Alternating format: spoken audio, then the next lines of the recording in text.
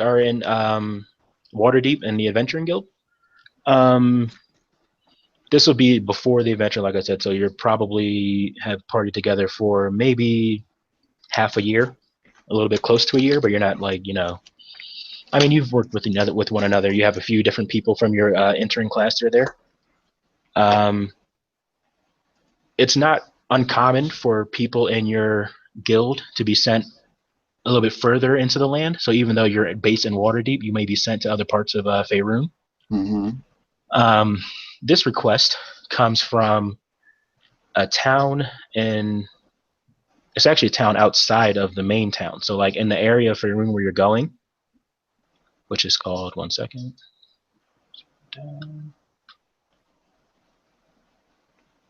All right, so the request comes from a place called Cable's Hill. Kabel? Yeah, Kabel, Kabel. Okay. It's a very small place that's right outside of Flen, Phlan. Flan. Oh, Flan. Okay. Yeah, Flan. Oh, Flan. Yeah.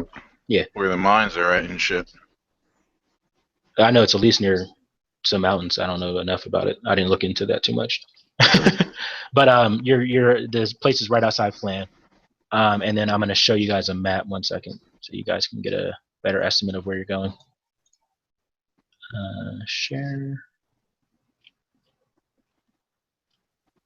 I want to share the picture I have up. That's weird. All right, I'm just going to share that. All right, so you see this map up here? I don't see a map. Oh, wait. I had this problem before. Hold on. I have to turn my bandwidth up or something. Uh-oh. It's doing that mirror in the mirror shit. Yeah. Okay. There we go. Yeah. Okay. So you guys are in Waterdeep right here. Zoom in. Okay. You guys are in Waterdeep right here. Right. You're going to be traveling. You're not going to be able to cut through all this. You're going to have to go south underneath the desert. Underneath the desert? Like, you're not going to go through Anarok. Okay. South. Hey, guys. Oh, hey, now. Hey, what's up, man? All right, so to catch you up, you guys are, like I said, you're adventuring in Waterdeep. You're being sent basically across the continent. Okay.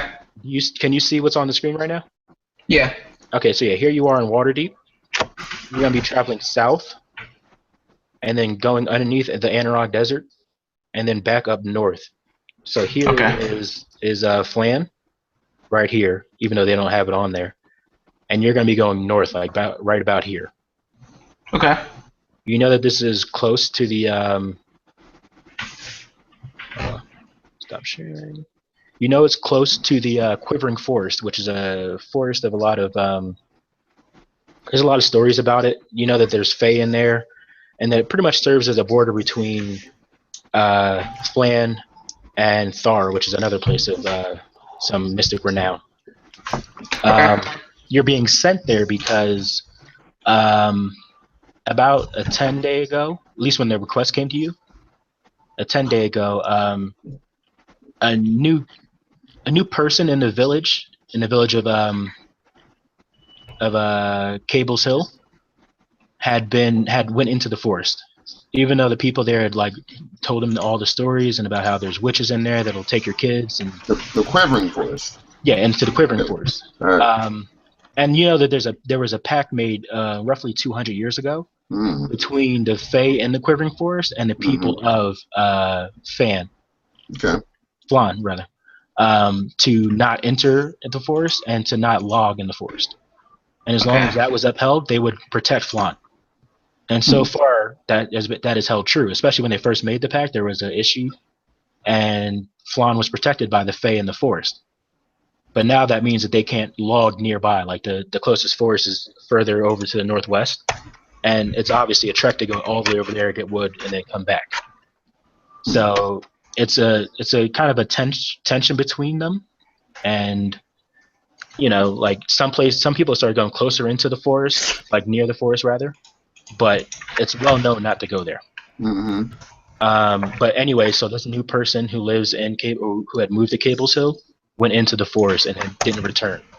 That was 2 10 days ago.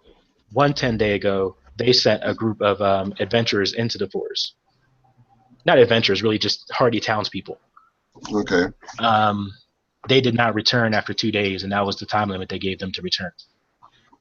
So they want someone to go into the forest, holding with a note saying that they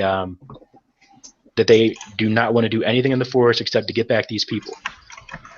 And they made it very clear in the request to not at all interact with the forest. Like, you're just going to go into the forest, try and find out what happened to these people, and come back. What if the forest attacks us? If the forest attacks you, you're allowed to defend yourself. Okay. The agreement has always said you're allowed to defend yourself in the forest. I mean, you're not supposed to go in the forest anyway, but if you have to go into the forest, you're allowed to defend yourself. Now, when you say interact with the forest, what about... like, you're not allowed to log, you're not allowed to get animals, and you're not allowed to steal things. Like, anything you find in the forest stays in the forest except for people. Okay. So we can't use wood to start a fire in the forest. Right. You need to bring. You need to either bring your own wood or go without. And right now, in Waterdeep, it's a little. It's like in the summer, but on this side of the on that side of the country, it'll be pretty much overcast.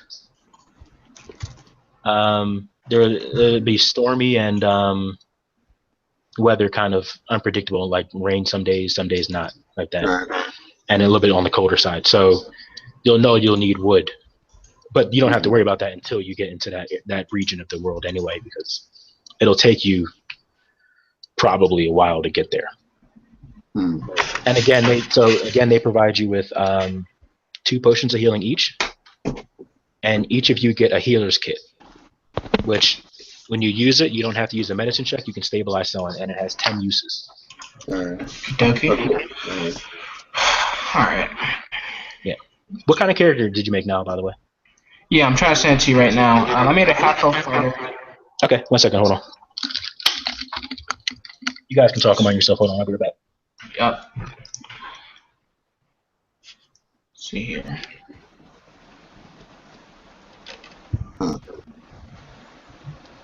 I guess we should either get some firewood while we're still in Waterdeep, or yeah, I guess cut some shit up in the forest before we get to that one. And you don't have any. Yeah, no, you're right. You're right.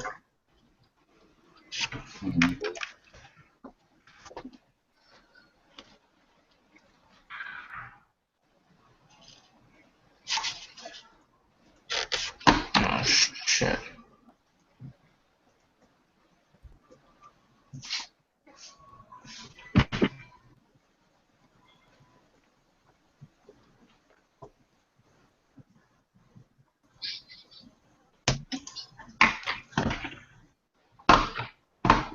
Oh, there it is. Crap. Sorry, guys. I was looking for my character sheet the entire time. Good job, man. Just found it. I know. I can't believe I lost it, man. I was really freaking out. I thought I didn't save it for a second. Weren't you just in that like an hour ago? I know. I'm not looking at that. Did you send it now?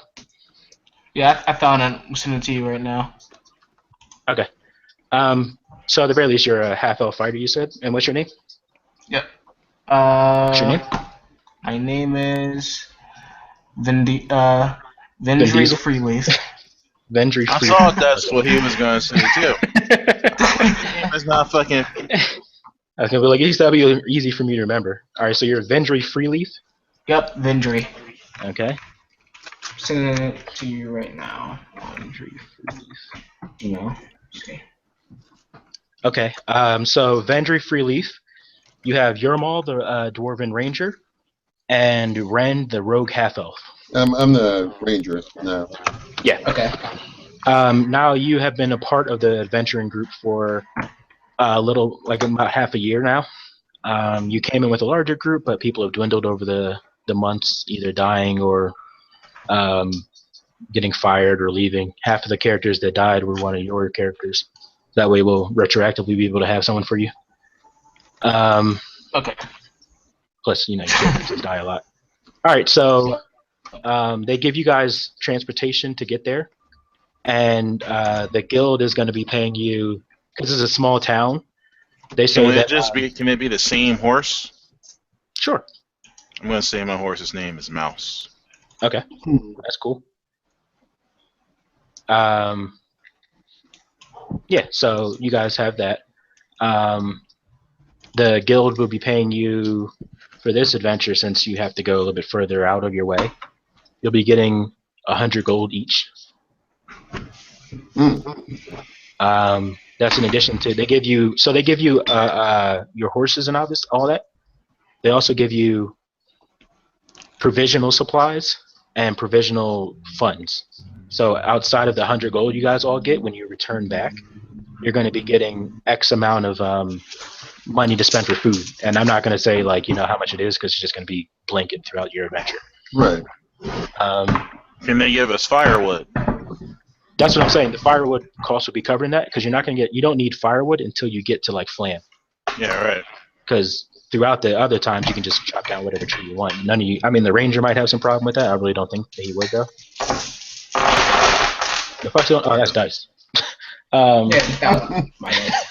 I was like, now it's just fighting a bear or some shit. Yeah. Yeah. So you guys travel. It takes you fairly long, at least a month to get there. Wait, what's the season? What season are we in? You guys leave in summer, but by the time you guys get there, it's going to be in the fall. Yeah. Okay. Yeah. And you just have conversations and shit along the way. You Ventries with a Y.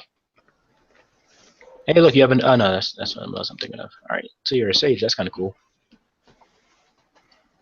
Yep. Okay. Are you a what you call it? A Eldritch Knight? No, I'm just a champion. Okay. All right, that's cool. So times feeds forwards and shit. You guys get to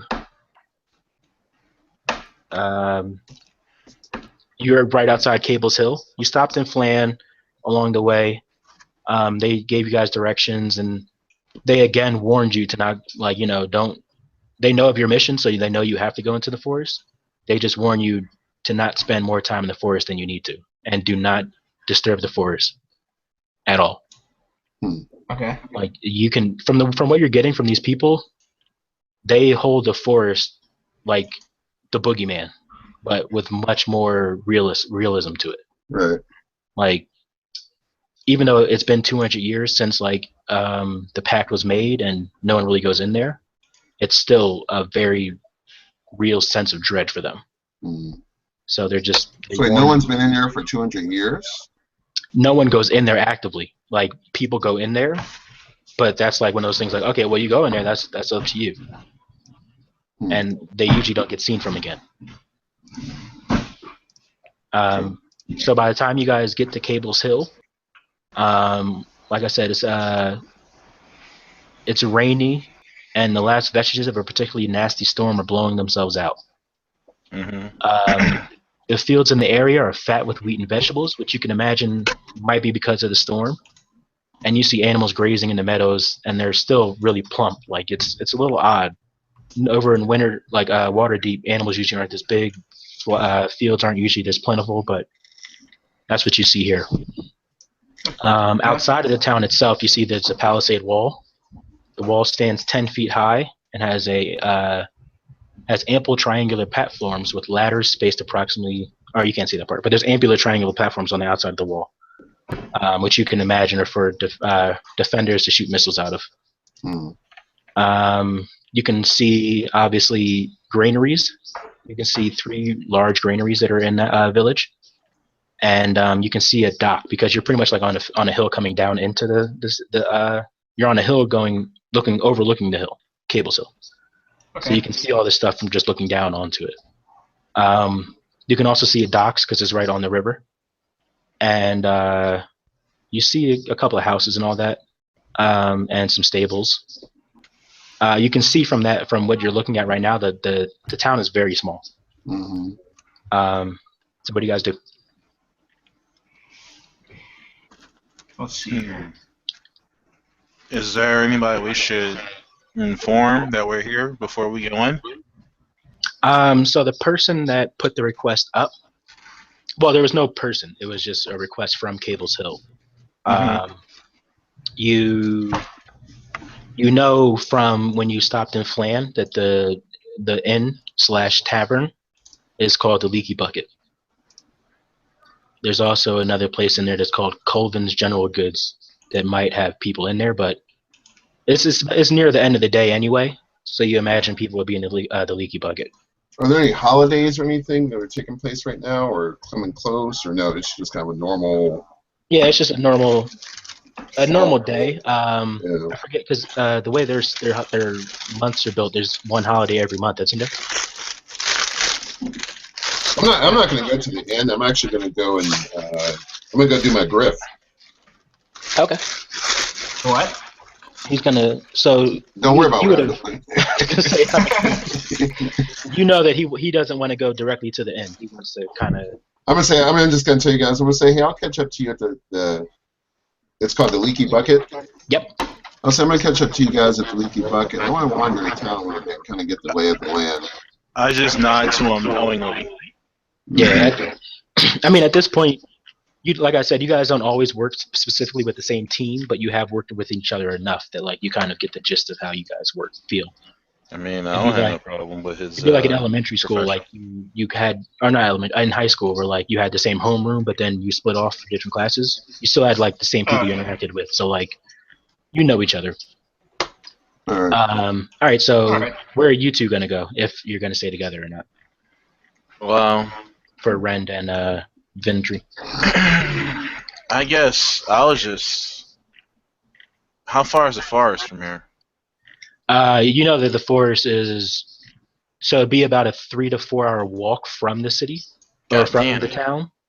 By horse, it'd maybe be half that, so like 2 hours, maybe 3. Yeah, they know to stay far enough away from the forest. Like plus it's over the river. So we have to meet the person at the end. What are we looking for again in the forest?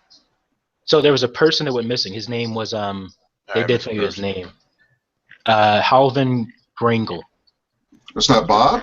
Okay. Yeah, Bob. Or Tim? Tim is not Tim? His name's not Jake? Look, I didn't make the adventure, so they got real names. Okay. You ask me for someone that's not written in here, his name's going to be Bob, Tim, Jim. Even though I sent you that generator. Stephanie. You sent me a porn star name generator. No, don't let me for that, man. So yeah, you guys, that's who went missing. Then they also sent 6 people into the forest after him. And did they want us to find him too? Well, they didn't return. So the strict quest is to get Halvin back. Halvin, okay. That's Halvin. The #1 goal. And he's somewhere in the forest. Yes, he was the main one to go into the forest. How far away is the forest from this town? Walking 3 to 4 hours. So not too far. Right. Okay. Halvin himself, he doesn't stay in the town. He rented an old farm that's about 2 to 3 hours walking away from the town. Do we know why he went into the forest? No. People told him time and time again not to go into the forest. I guess I'll go. It wasn't like he was asking like, "Hey, I want to go in the forest." And they're like, "Don't do that." It was just because this is the area they keep saying, don't go into the forest. That's just what he just decided to go anyways for some reason. Yes. You know what? They went to go and check his house. Yeah. And when he disappeared, they checked his house. When they checked it, they saw that there was a map with a path leading into the forest, like to get from his house to the forest, and then leading further into the forest still. Okay. Yeah. Okay. So what are you gonna do, Ren? I was gonna say, I'm gonna kind of help out the charlatan. Okay. By questioning the people he's running his scan on about the guy. Okay. Kevin? Halvin. Halvin? Yeah. Okay. And what about you? I'll go do that. I'll go do that. I'll go along with Ren here. Okay. So all 3 of you are gonna. This is funny. One person went to go do something illicit, and then everyone comes with him. Well, they don't know we're together. Sure. Unless they go right in. All right, so you guys go into the town itself. The first thing you realize, I mean, the town is small. You know that it houses maybe 3 dozen people. Actually, no, I'm sorry, not two. It houses about 3 dozen people, maybe a little bit more.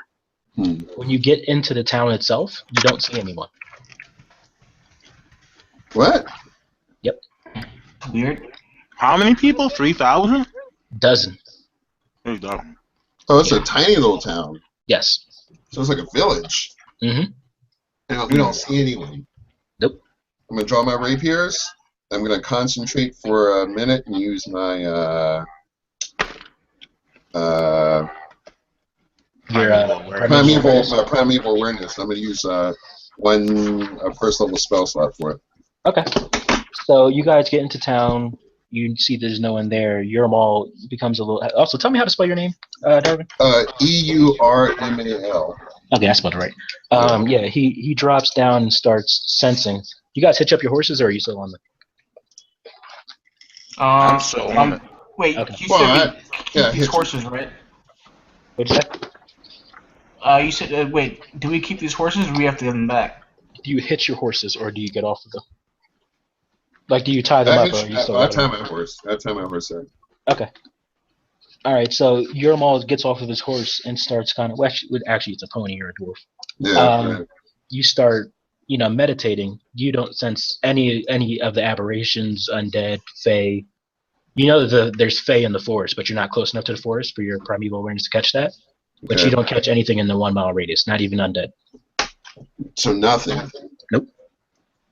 It really only detects if there's like bad things around. Yeah. Okay. So I'll tell the group. I'll say the village feels clean of evil presences. I'm sorry. No, you feel. All right. So I'll take that back. One fae. I'll say the. Or the presence of fae. I'll say the village feels clean of evil presences, although I smell the sweet scent of fae in the air. Okay. And I'll say tread warily, my friends. Yep. Fae. Give me an example of a fae creature. Like sprites, dryads, things like that. Like that. a spriggan or something? Yeah.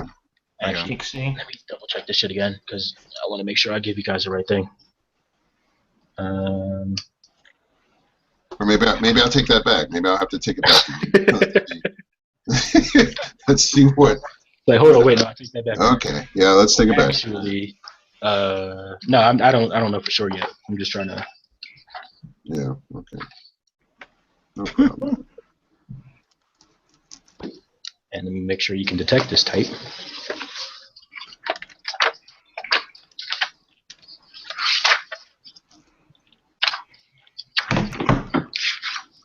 It is a... I swear that shit. Wait. Fucking... Don't tell me yet, because remember you told me that I can't tell the type. You can't tell. You can't tell the number of it. Okay, but I can tell the type. Yes. Oh, okay. See, you said I couldn't tell the type last time. No, because last time I told you it was undead. All right. Yeah. Oh, I thought you were gonna be specific, like you were gonna say it was a vampire. Oh, no. Yo, who is Ingrid Hutchins? That's my cousin. Put you on Facebook and shit. I actually checked it too. So what you doing, Darren? You find out that there is fiend in a 1 mile radius. A fiend? Fiend, not a fiend. Fiend. Like fiendish energy? I guess like a fiend creature. Oh. Wait. Did you say fiend, like F-I-E-N-D? Yes, you know that there's at least one fiend in the area. In a 1 mile radius.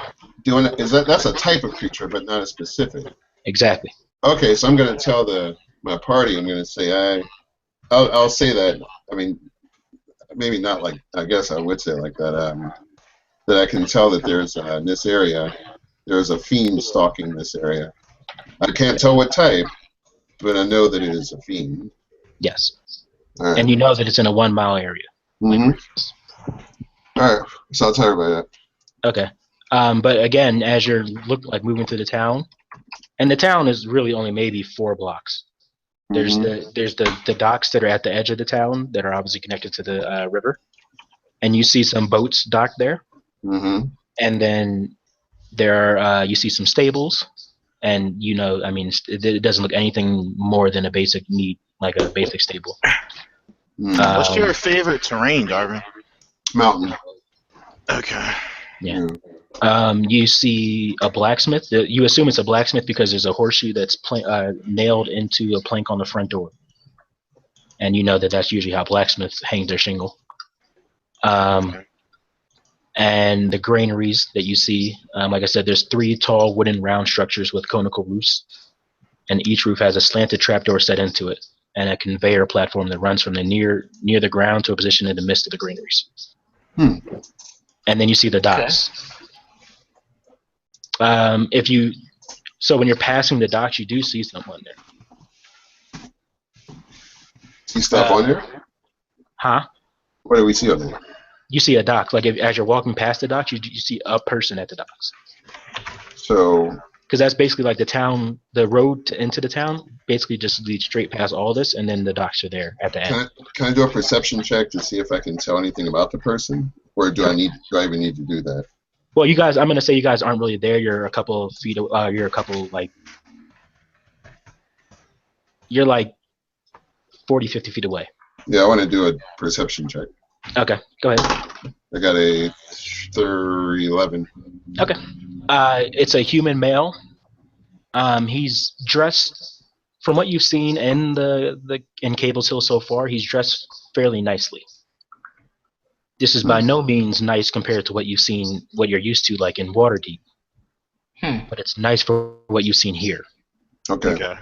Well, there are nobles in Waterdeep, right? That's what I'm saying. Like you've seen nobles and you've seen people with money. Right. Okay. So you've seen wealthy people. This man is dressed nicely for what you would expect in this small of a town. Okay, I see. Okay, so I see what you mean. All right. You also, I mean, he's sitting at the dock, looking out down the river, but he's like rocking back and forth, so like you can see that. Okay. So are we gonna approach him? Yeah. All right. This is the only guy we've seen so far, right? Yeah. Who goes first? That's weird. Okay. Well, I have a really low. Actually, what's all of your passive perceptions? I have a 15 right now. My passive perception is 7.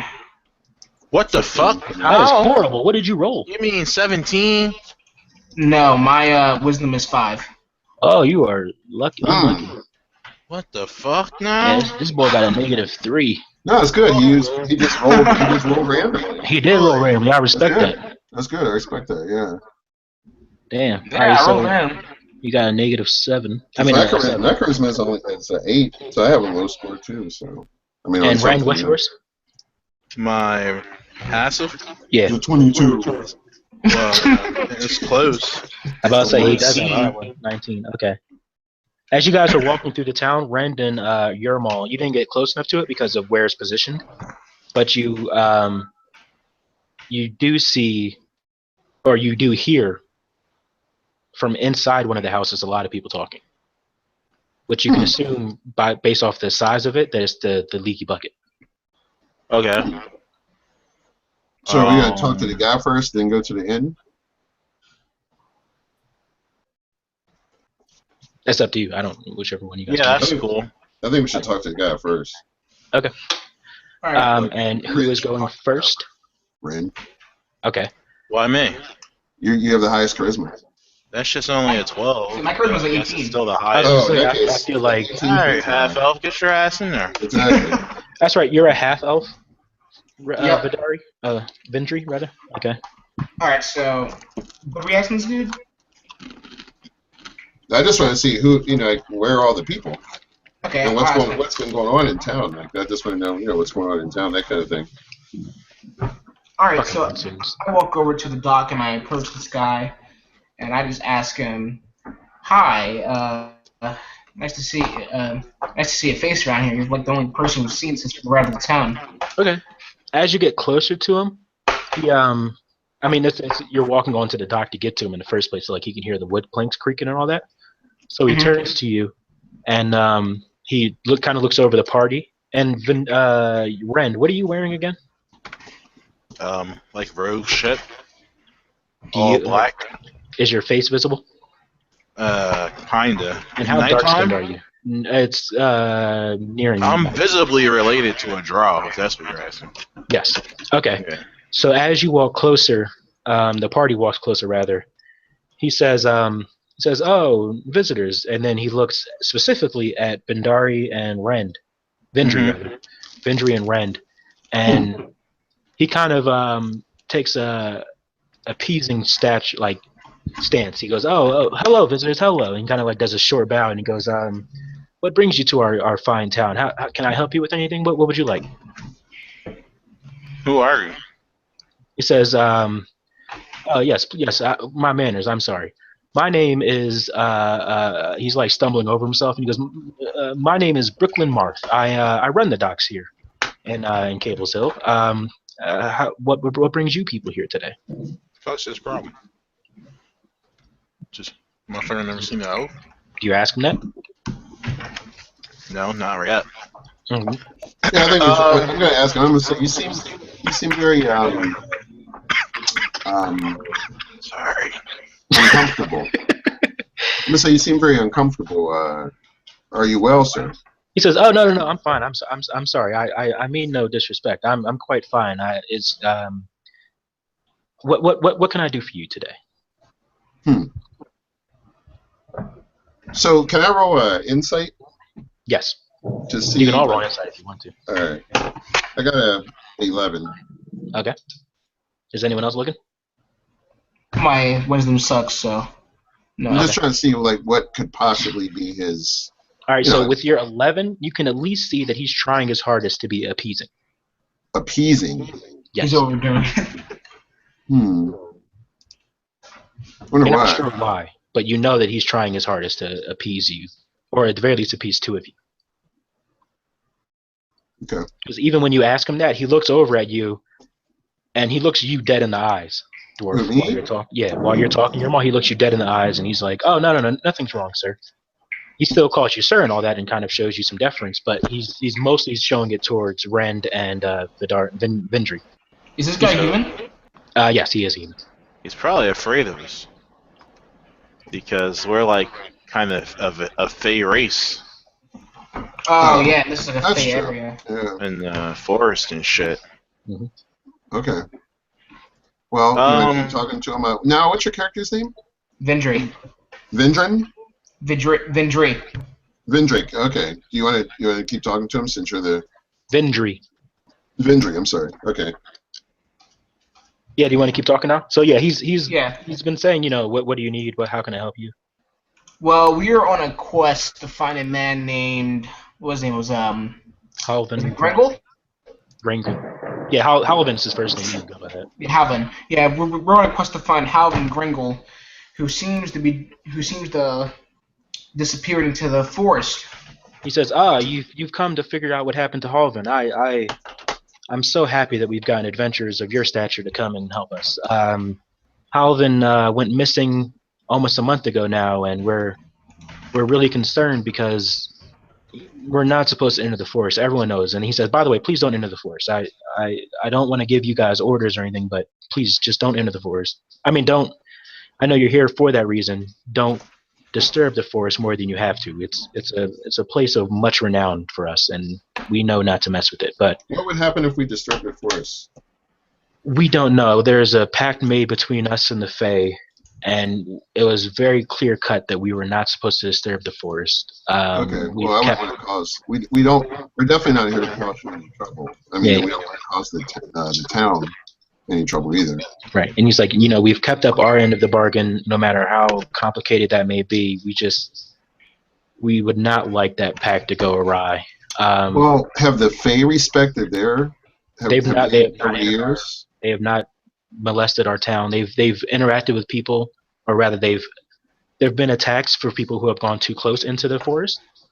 And I mean, there are the stories that people tell that their children have been taken by hags or creatures of the like, but there have been no outright attacks on our villages. Okay, so they have respected it pretty much. Yes. Okay. All right. And Halvin went in. He's been gone. We sent some people after him. They haven't returned. They've been gone for about 10 days now, maybe 3. And he goes, I'm not super knowledgeable on it. I mean, I know the obvious. You might want to go to the Leaky Bucket and speak with. You might want to go to Leaky Bucket and speak with Greena Brightbow. Drina? Greena, Grina. She can help you. She'll know everything. She knows everything that goes on in town. Who is she? She and her husband run the Leaky Bucket. Her husband's name is Hugh Brightbow. They're both halflings. Little folks, as you know, but they get the job done. They're well liked throughout the town. Hugh is always ready to help someone. Greena always has information. Okay. She's a strong woman. Seems she's not single.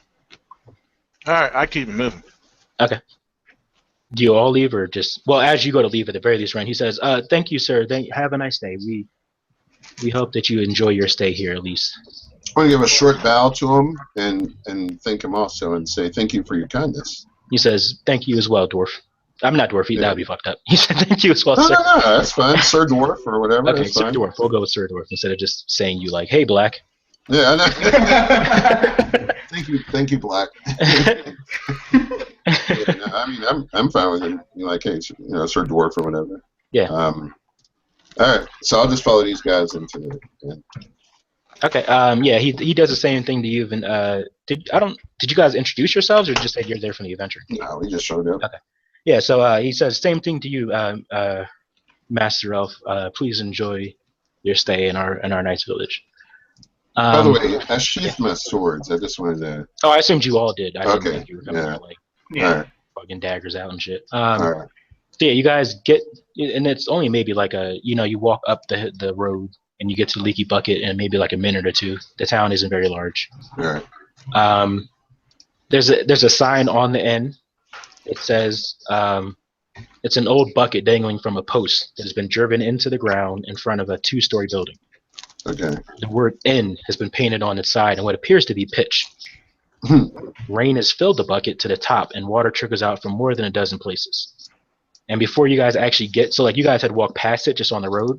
Now that you guys are closer to it, before you get in there, you can hear a number of excited and angry voices coming from inside. Above them all, one voice bellows, "It's been over 10 days. What do you plan to do?"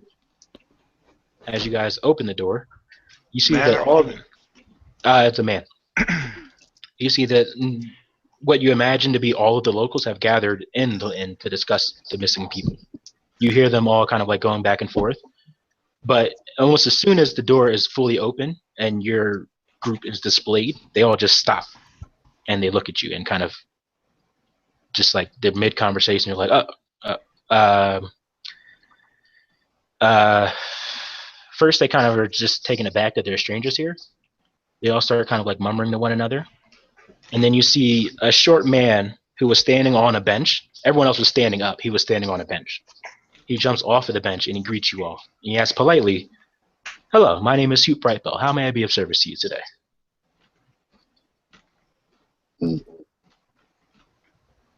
That's how you respond? I get it. I'm letting the talker talk, the dude, the half-elf. Oh, sorry, guys. You're the 18 charisma, man. You gotta take the lead on this social stuff. So hi, my name is Benjamin Freeleaf. I put my hand out. Nice to meet you. He's a halfling, so he raises up and shakes your hand and he says, "Hi, Hugh Brightbow. I'm the owner of this fine establishment." It definitely is a fine establishment. He says, "Oh, sir, you do me too much kindness. It's what we can do to get it by." Well, I would love to say that we were here for your delicacies, but we were just we're passing by because we are on a quest to find one of your fellow town members here named Halvin Graingle. He says, "Ah, yes, Halvin. I wouldn't consider him a member of the town just yet. He had only been here a few months. But again, we are welcoming people. We didn't want to see any ill will fall towards him. However, he has disappeared into the forest. We told him many times not to go into the forest, but people are who people are. He went into the forest anyway." Yep, and our objective is to retrieve him from that forest. He says, "Ah, you're adventurers. That makes much more sense.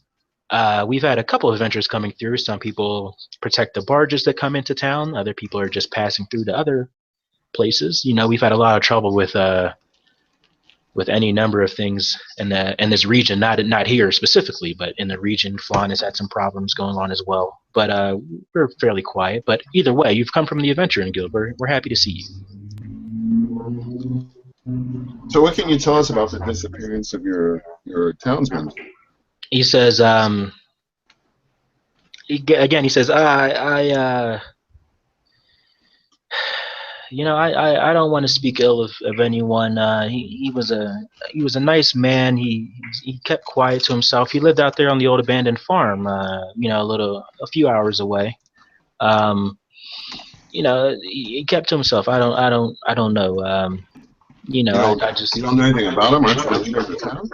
I wouldn't say leader. I'm a nice man. I own the Leaky Bucket. People come, they have a nice time, and then mid sentence, another short woman comes up behind him and smacks him on the back of the head, and she says, I don't know why he's always going on like that. I keep telling him to just tell people when they come to the town to come speak with me. He always catters on and tries to be all nice and shit.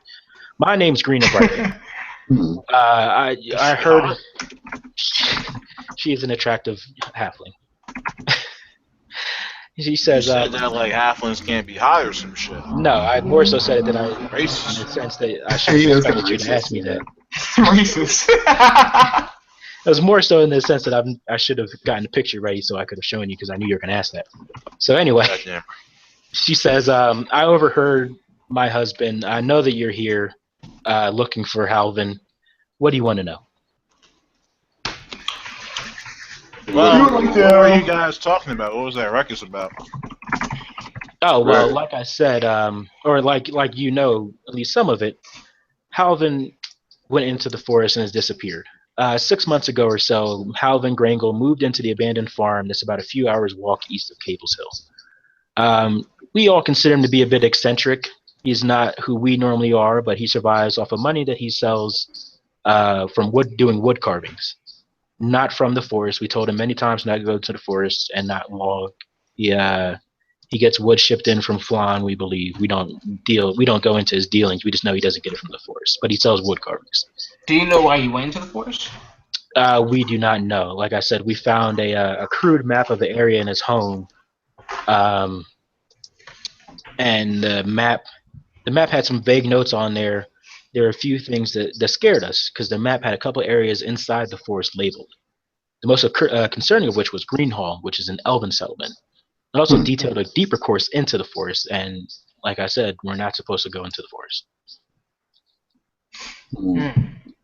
About a month ago, he stopped coming into town. So a few of us went to go visit him to see if he was okay.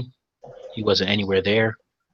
And as you're talking to her, a couple of the villagers are coming closer to you guys, like they're kind of like listening in on the conversation, basically. And she says, you know, we all just agree he goes into the forest. He went into the forest. We told him it's expressly forbidden. And then when she says expressly forbidden, you hear some of the nearby residents. They go, yeah, we don't go into the Quivering Forest. And the Quivering Forest don't come and steal our children in the night. And she kind of just like smirks at the response. And because of that understanding that they don't go in there and the forest doesn't come out to them, they said, okay, we all signed papers saying, you know, we do not want to interact with the forest. We're just trying to find our friend. He went missing. That's all we're doing. We gave them to our strongest men. They went out and they haven't returned. We also try to ask Cyrus Greenleaf. What's your last name, Vendry, anyway? Vendry? Freeleaf, okay. She says, yeah, we asked Cyrus Greenleaf, and it's funny, he's a half-elf just like you. He's a ranger. He lives in the local area, and we asked him as a guide to help us go through, but he refused and instantly insisted that that anyone that goes into the forest goes in there on their own free will. But like I said, our men went in there and they haven't come back out. That's it. I have a question for the group that I'd like to ask out of earshot. Okay. If everyone knows the rule about not going into the forest, and obviously for whatever reason, Halvin went into the forest, why are we being hired to bring him back? Like, why is he so important? Well, I guess maybe he has some importance to someone. We were hired by our Adventuring Guild, right? Or it was a quest that had our board or something like that. Well, for that part, they brought the quest, like they requested assistance from the Adventuring Guild. The Adventuring Guild acknowledged the request and posted it. Like the town had a request? Yeah, the town gave the request for someone to go into the forest to find Halvin, and the Adventuring Guild approved it.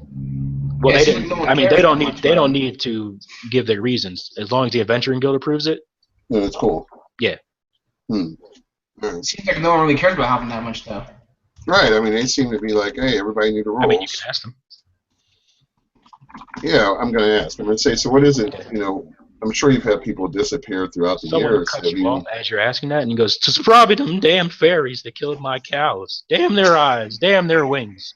You can tell he's drunk. Okay. He's just yelling out. Any of you fools that don't believe me, come to my farm and take a look for yourselves. I'm gonna go over to him and I'm gonna say, "Tell me more, sir." He says, "What do you want?" Tell me more about the fairies. How they, attacked your cows. They done killed my cows. They're gone, and I don't have any more. They done killed my cows. I don't have. Can you describe what the fairies look like for us, sir? Hold on 1 second.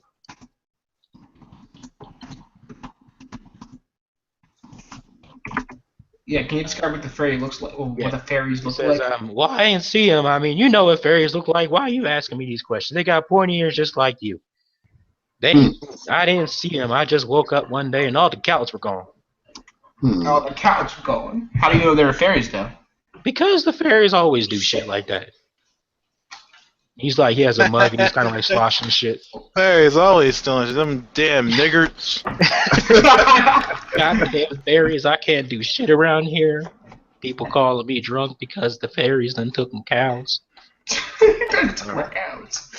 Maybe we should investigate his farm. His name is Damon. Well, you didn't. Yeah, ask his name. Okay. He says, "My name's Damon Johnson." What is it? Damon Johnson. Damon? Yeah. Okay. Demon? Damon. No, Damon comes from Demon. Well, this one doesn't have an E, if that makes you feel better. What'd you say? Not really. Same shit. I said this one doesn't have an E if it makes him feel better. Oh, okay. That's good. Yeah. Has anybody else gotten their shit taken? Everyone else just goes, no, nothing like that. Did you sign those papers? I signed the papers. I signed all of them. We had 6. Signed my name, each one, Damon Johnson. He said he had sex. 6. Numbers. Listen, motherfucker. You might have to drop the S. Says, listen, motherfucker. Everyone else is still paying you both, some and actually, what's your... So this is weird, but they actually have... I'm going to pull off my HUD. What's your passive insight? So 10 plus your insight score. Okay. 10 plus your score? Yeah, 10 plus your insight score. 12. 12, okay. And what's yours, Vindri? Let me see. So 10 plus my insight score, so it's -7. No, okay. It's just 7. Okay. 7. Yeah, you guys look around. You can tell that they're giving you a wide berth because there are 2 elves on your group, or half elves. Oh, so they're all feeling some kind of way about the elves. Yeah, except for Damon. Damon is he's drunk off his ass. I'm gonna take off my HUD and expose the ears. Okay, when you do that, you see that there's even a wider berth gets given to you. Damon, however, he does not give a fuck. He says, "I didn't sign the papers. Them goddamn elves probably did some dumb shit. Can't trust elves." He said elves? Or Fae, I'm sorry, the goddamn Fae. What's this motherfucker about to get shanked. Right, it's racist. Walk right the fuck out. Killing my cows. They could have bought the goddamn cow. think you guys just have to excuse his rambling. I mean, he's obviously. Don't talk for me, dwarf. I'm not talking to him. I'm talking to. Don't talk for me. Oh, You mean like you don't think they took his cows? No, I'm saying that I think we just have to excuse his feelings right now. He's obviously been through some stuff. It's just so cows. in other words, random just saying, cows. That's my life. Random telling you don't take offense. Like, don't take offense. I forget the name of the third one. You're above that. I called it Bell. Yeah. Alright, well, I guess that's one small lead, I suppose. Maybe. Gina comes over, Green rather. I'm not sure why they would take fucking cows. They didn't take the cows, they killed the cows. They didn't even eat them? That's what he says that you can look at he has the dead cows. When did this happen? It happened like a day or, what's today? I don't know. He did Fire's Day. Shit. Okay. 1, 2 days? I think 2 days. Man, take me to your house. Yeah, let's go to his house. Before you leave, Rena kind of comes over as he's doing all this, and she says,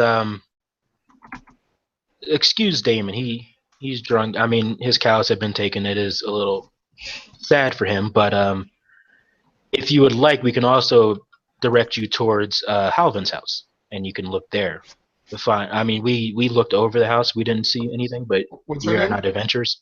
Greena. Greena, we'll go there too, but we're also going to go to Damon's house. Okay, that's fine. You might also want to speak with Silas. Who's Silas? Who's Silas?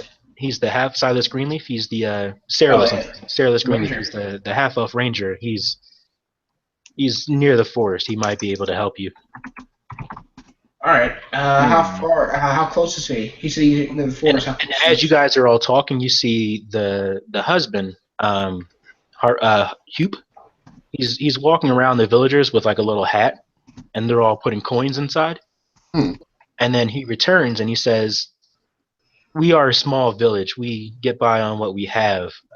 Please, we really would like to get all of this matter handled." And he gives you the hat and he says, "This is what we have." And you look it over. It's 50 gold pieces. I'm saying we don't want to take your money. Yeah, man. I'd be like, yeah, don't. It's cool, man. You can keep the money. I'm saying what you can give us is some firewood. The charlatan said that that's pretty deep. Well, that's because my thing is I like to swindle powerful people out of their money. That is true. Yeah, not people that are poor. It's not. Okay. You know. He thanks you. He says, that's very kind of y'all. I don't know. That's not the guy. He says, that's very kind of you. I like that. I'll say what you can give us is firewood and some some food, maybe some water, some wine, stuff that we can take into the forest with us, so we're not like disturbing the forest and obviously breaking the ancient pact that you have. And is there anyone that knows where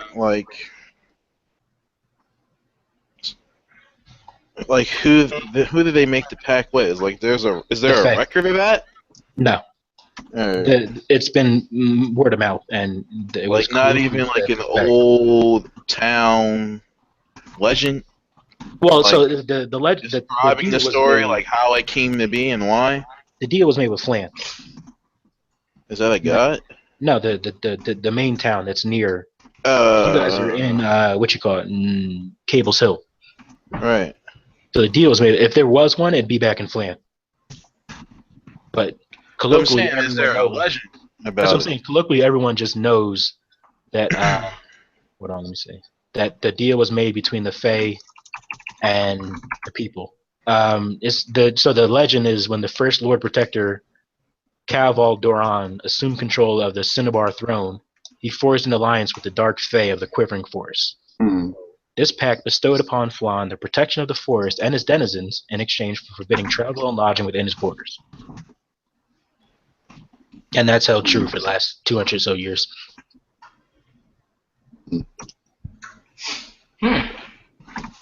And when you ask about the food and the water and all that, firewood, Hupe goes, he starts wringing his hands and he's kind of like looking over. He's like, I don't see why not. Yeah, we can do that. Yeah, sure. And he directs you to Colvin, Colvin Brennick. And Colvin says, sure, he says, hi, I'm Colvin Brennick. I'm the general goods store owner here. We can get you set up. Yeah, we just need, traveling supplies, firewood, whatever, maybe rope. And then as you all are talking and getting this situated, the nervous buzz of the Leaky Bucket's common room is shattered by a scream of terror. A heartbeat later, a young human woman bursts through the front door. They know what we did, she cries, throwing herself at Green's feet and crawling madly at the halfling's clothes with one hand and pointing out the door with the other. As soon as she says that, everyone in the inn runs outside. I'm gonna run out with them and draw my swords. Okay, so you run out. You all go. I stop somebody. Oh, they don't. They just pull off you and keep going. Fuck yeah, I grab him. Yeah, roll strength. Alright. Yeah, I also do the same as well. No, I don't got a person. I mean, I run out with my swords drawn. What'd you say, Jared? So while y'all manhandling these scared ass people? I'm not manhandling. I'm just trying. He's like that's the kind of person he is. So roll athletics. Oh, athletics roll. All right. So I got a 15. All right, you grab a guy. As he was running, you grab his arm and you can tell that he tries. No, I grabbed him by the collar. That's even worse. All right, so you grab him by the collar. And I pulled him in, right? Trying to pull away, and he goes, "What do you want? We need to find out what's wrong. If they know, then we need to go and find out what happened." They know what? Yeah, they know what? That we sent someone into the forest. They know about. They know about Halvin. They know about the men that we sent. Yeah. I thought you guys were allowed to go in the forest. You just can fuck with it. Oh, right. I mean, we don't go into the forest. It's forbidden. You're allowed to go in there, but we forbid people to go in there. Period. He only went in there because of this one occasion, and then he wiggles out and runs off. And then what was your athletics roll, Ventry? Huh? Do what? What was your athletics roll? Yeah. I mean, I wasn't trying to pull anyone. I was just trying to. Oh yeah, unless you're rolling athletics, they're gonna wiggle out of the way. Okay, so you guys get that. You run out after them, and you kind of have to they're all they're in the town center, and they're all crowded together. So you're gonna have to worm your way through. And as you guys get there, you see hanging from the central signpost is an adult human male with blood streaming from his eyes and mouth.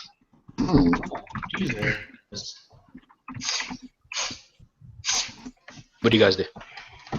There are women and men women are crying and oh no, my God. Streaming just running or shooting out?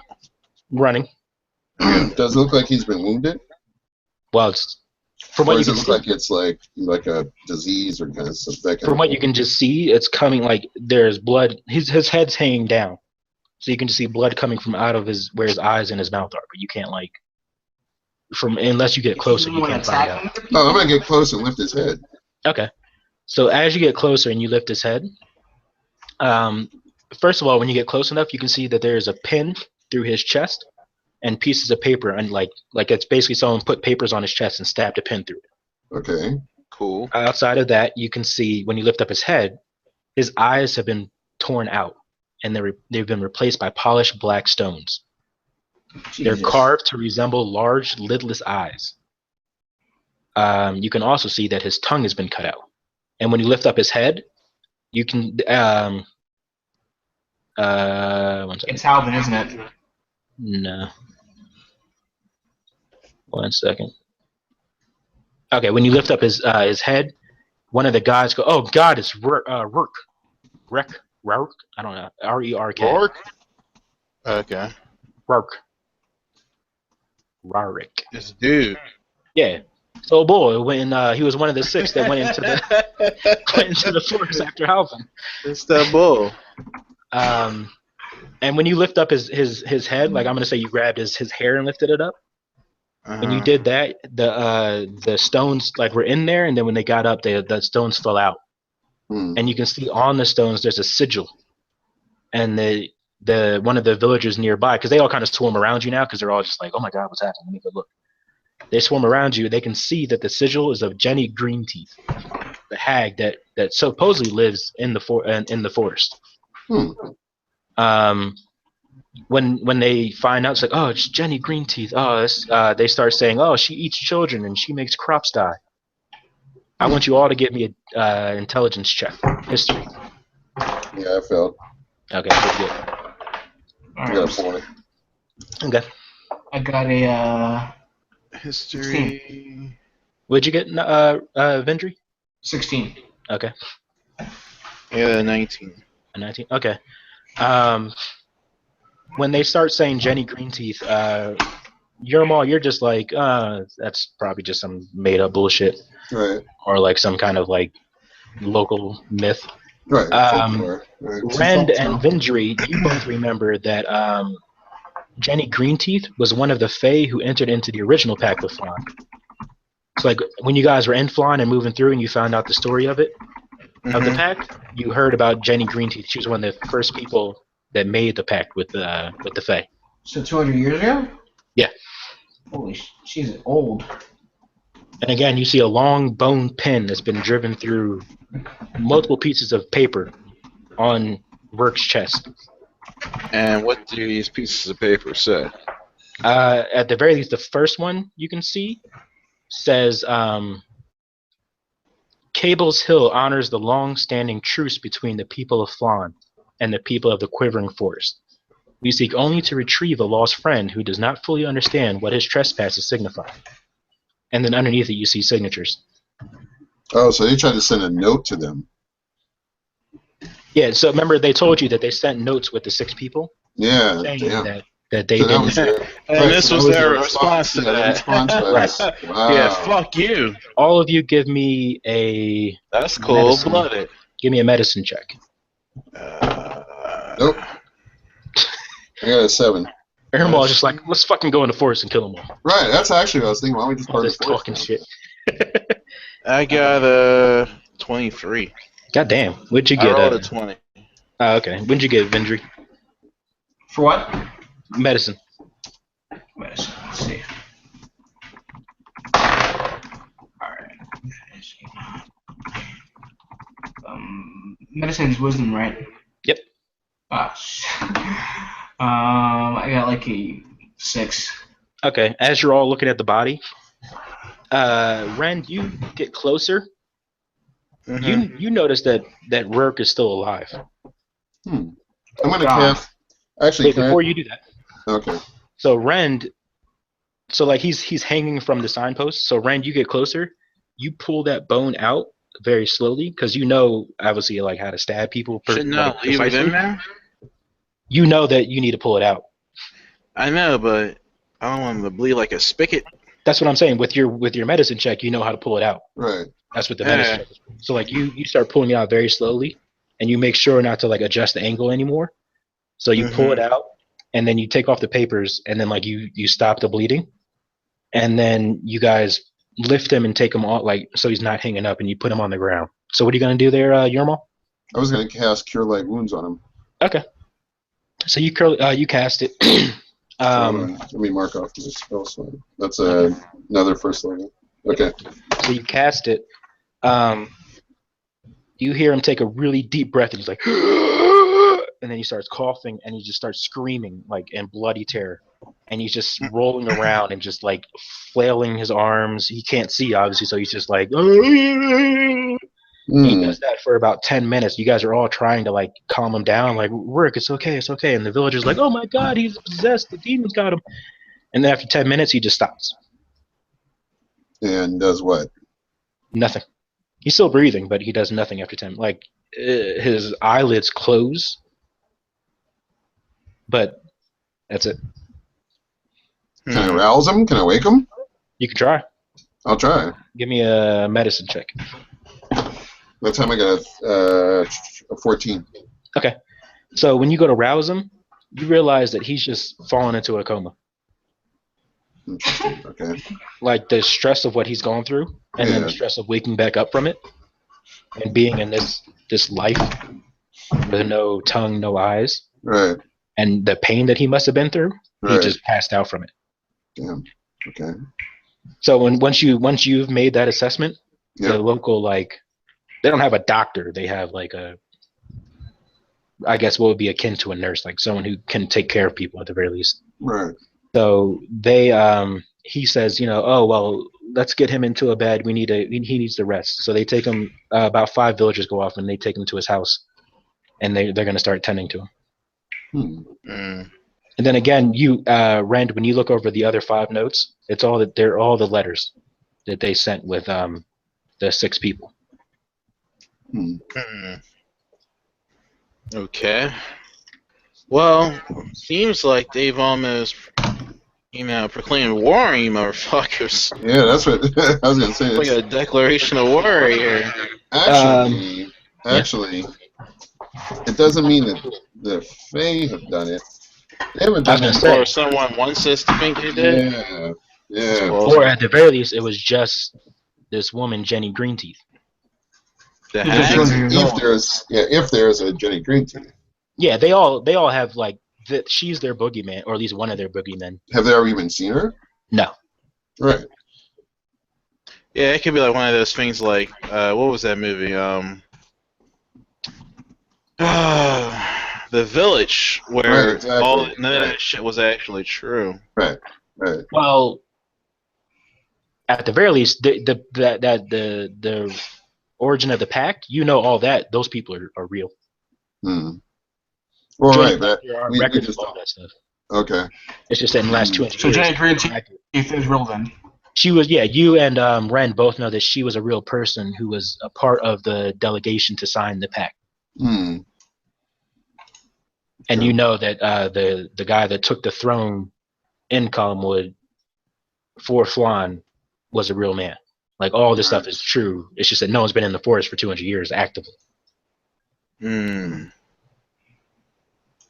Interesting. Yeah. Well, I vote we go check the dudes. We wait for this dude to recoup. Then we can question him once he's, not fucked up. Right. And ask him what happened. And maybe we can, gather some clues from these fucking cows. Because if it wasn't Faye, we might be able to determine, or at least maybe the ranger can, if the kill patterns match up. Like they're just slashes or whatever. Right. Maybe it looks more like a dagger. Now, the thing is, you said you were going to wait for him to recuperate, but he may not recuperate for quite a long time. Yeah, it's a shame none of us are clerics. Is there a cleric in town? Well, what if we give him a potion? Well, he's alive. He's alive. He has life. Like, the potions would give him life. They wouldn't repair his psychic or physical injuries. Like, his tongue is gone. His eyes are gone. That's just it. Oh shit, his tongue's gone? Yeah. Right. So he can't say shit anyway. I was going to say he can write stuff to you, but he can't speak to you. That's fucking gay. And when you guys are, debating this, what's her name? Greena comes back and she says, I'm sure this was just, they must have angered Greenteeth somehow. I don't know how, and I'm not saying that's a good enough reason, but this was not done by the Forest. This was done by Jenny. Okay. So, what do they know about Jenny? Do they have stuff that we can read about the legends about Jenny Greenteeth? No, it's not a legend. It's more so she was just a member of the delegation, and that was all 200 years ago. She wasn't a well-known person. She was just a member of the delegation. Okay. And since then, it's just it's just horror stories. Oh, she steals children in the night, and it's kind of oh, you better eat your vegetables or Jenny Greenteeth's gonna get you. Yeah, she's a hag. Yeah, or at least they think she is. Right. What do you guys do with the notes and the pen? Keep the notes as evidence. That's true, and I'm gonna keep the pen also. Okay. Write down that you have. What kind of bone? It's a bone pen. Yeah, so you don't know what the bone originally was? I guess a bone pen. It's a bone. Yeah, it's a bone. Yeah. I just thought it was they just took a bone and stabbed him in his chest, pinned it to him. No, it's made of bone and that they pinned it to his chest. Right. All right. Yeah. Okay. All right. So write down that you have the bone pin, Darvin. I did. Yeah, okay. I got it. So yeah, so Greena's like, it's getting a little late. You guys are welcome to stay at the inn. We have rooms. You're doing work for us anyway. You can stay the night before you head out. I don't think you should go there at such dark an hour. Before you go to sleep, you can investigate the livestock. You can go to the barn, Halvin's barn. You can find Sterilus if you want.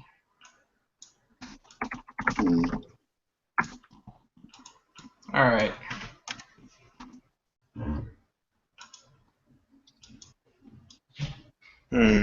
Sorry, I'm using like this Adobe app that the first and then. Hold on 1 second, guys. Yes. They could get your ass downstairs. Chronically. Yeah, these are the beans. I left from the old house, but I put them in my bag. Okay. Is that Brian? No, that was my brother. Got your little stuff here. Won't this look pretty? So Anyway, what are you two gonna do? Yeah, I'm just filling in things in my inventory right now. You're putting things in a toy? He's filling things up in his inventory.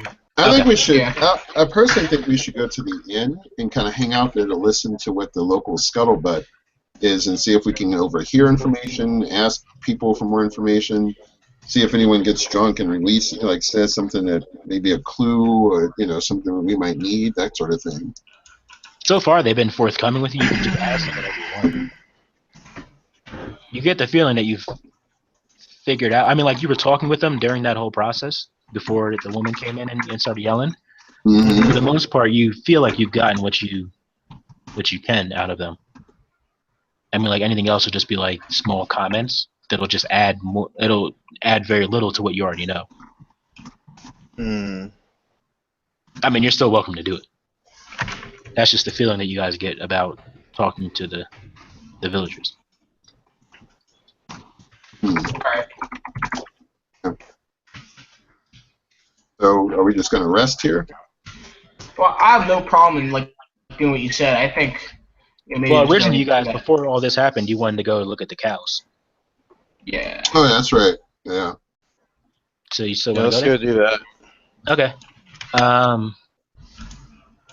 So when you asked to go see the cows, Damon comes back over. Asking why he didn't cut them up. He said they were butchered. Yeah, they got killed, but I mean, he just left them there. They just rot. Even try and salvage the meat seems weird. Well, you'll see more about the cows when you get. I mean, the only information you have about it is from Damon, and he's drunk. Right. So when you say you want to go see the cows, Damon says, "I'll go bring you there now. We can go look at the cows. They're dead. You ain't gonna see much because they're dead." I don't know what the hell y'all want to see dead cows for, but at least you proved that they ain't gonna be dead. They think I did it. I don't know. Goddamn elves. So he leads you to the. He said elves again. Did he mean fae? He means fae. Every time I see elf, he means fae. Is he saying elves or are you saying fucking up? I'm fucking up. I meant he says fae. He doesn't say goddamn elves. Yeah, that would be pretty racist to say right now. Yeah. So yeah, he leads you guys out of town. The farms obviously aren't in town, so he leads you out of town about an hour away. Mm-hmm. You guys get there. It's a shabby barn, and as you guys get to the barn, there are 3 cows piled near some scrub bushes that surround a large outcropping of rock, too big to remove from the farmer's field. Each in various stages of rot, they have all been torn open, and it's obvious that large portions of the carcasses are gone, having been carved off with a knife. A few carrion birds fly away as you arrive, squawking and disapproving at your intrusion. Alright, so this is what we do, right? We examine these motherfuckers. Okay. Right. So you got to look at the house. I mean, at the house, the cows. At the cows. Yeah, we gotta look at the cows. Okay. Who wants to? You all want to go look at the cows, or is someone specifically going to look at the cows? I mean, unless you want to check for maybe tracks, Ranger, while I examine the cows. I'm not even sure I can check for traps. Tracks. Tracks, yeah, that's what I'm saying. I don't know if I can. How do I do that? Investigation? Survival, probably. Okay, yeah, that's pretty high. I'll check for tracks. Okay. Alright. You want me to do it? Go ahead and roll now? Yeah, go ahead. Nice. I got a 7, 8, 19, 11, 12, 22. 22. Okay. So as you guys are getting closer to the cows anyway, Damon's just drunk rambling. He's like, and there the cows. Over there's where they used to be when they were alive. They ain't there no more. Cows are over there. And you're just like, what the fuck, drunk ass. And then you're like looking around where the cows are. You see there are very small claw tracks with blood intermingled with them, and perhaps drag marks leading away. And you can see that the drag marks are going away from the farm and then up the road towards where they told you that Halvin's house is. Okay. Now, as the two half-elves go to get closer to the cows themselves, one of the more recently deceased cows shudders for a moment. And then you see something moving underneath the skin of the cow. Drawing my swords. Well, you don't see this part because you're looking at the tracks. Oh, okay. So it's the other two that see it. Like, you're not far away, but it's like they only see it. Yeah, I'm not noticing that. Okay. So after you see the stuff moving underneath the skin, suddenly you see a blade of a small knife come out of the skin. And then the knife pulls all the way across the cow. Somebody's cutting themselves the fuck out? And then it opens. And what comes out? And then a bloody, small, scaly creature with leathery wings spills out onto the ground. It's about a foot tall. It gave itself birth? Well, that would explain the theme you sense. Yeah, it's about a foot tall. Right. It kind of like brushes itself off, but I mean, it's blood, and it's all over it, so it can't really get it off. And he goes, oh, hey, I didn't see you there. What the fuck? My name's Pip Yap. What's his name? Pip Yap. And What, you see an imp or something? Yeah, you guys know it. He's an imp. And he has like a really big belly. And and like even as he's like introducing himself, you see him turn back around to the cow and he starts cutting away at it, like these small little strips and chunks of the cow, and then he puts it in this burlap sack he has. I didn't know imps were fucking friendly. So, Pip, they're not usually. What are you doing Actually, in that? The two of you give me an Arcana check, and by this time you would have come back over, Yermal. Okay. So yeah, the two of you give me Arcana checks. Oh, so I come at see this? Yeah, you see the imp like cutting into a cow right now. I attack it. Oh. I got a really high roll on one. I'm just attacking it. Well, he attacks it. Roll initiative. I got a where's my initiative bonus? I got a 4. I got a 22 for my Arcana roll. Okay. Jared. Well, I got a 3. Well, you don't know really, but yeah, Vendry, you know for sure that imps usually aren't this friendly. Imps usually they're devils. I mean, they're fiends. They usually attack people and shit like that. I got 26 on my initiative roll. You don't have to worry about that. So Yermal, you go to attack it. He turns around and he has like really big floppy ears. He turns around and he goes ah, and then he blinks out of existence. Okay. You can make an attack roll at disadvantage if you want. I am. Okay. First, roll a d20. Just a straight d20. What? Just roll a straight d20. No additives or anything. Wait, you have like a on my first roll, I got a 20. Okay. And on my second roll, I got a. So that was the first roll, the 20. Yep. All right, that was fine, and then you're gonna have your attack roll at disadvantage. So that's your. Yeah, I know. So my disadvantage roll is a 7. A 7. Okay. So yeah, you swing where he was, and you just end up hitting the ground, and like oh, you see little dust I'm and gonna stuff use fly my up. free action to make my third attack. Okay, still at disadvantage. A 13 and a 19. Okay. You hit it's again. It's a disadvantage, but I get a bonus though. Or no, I don't get a bonus. You have an attack bonus. Right. So so 13 and a 19, which means I got actually a. Oh, you didn't add your. Okay. I got an 18 and a 24. All right, hold on. Who's in the bathroom? I am. Oh, okay.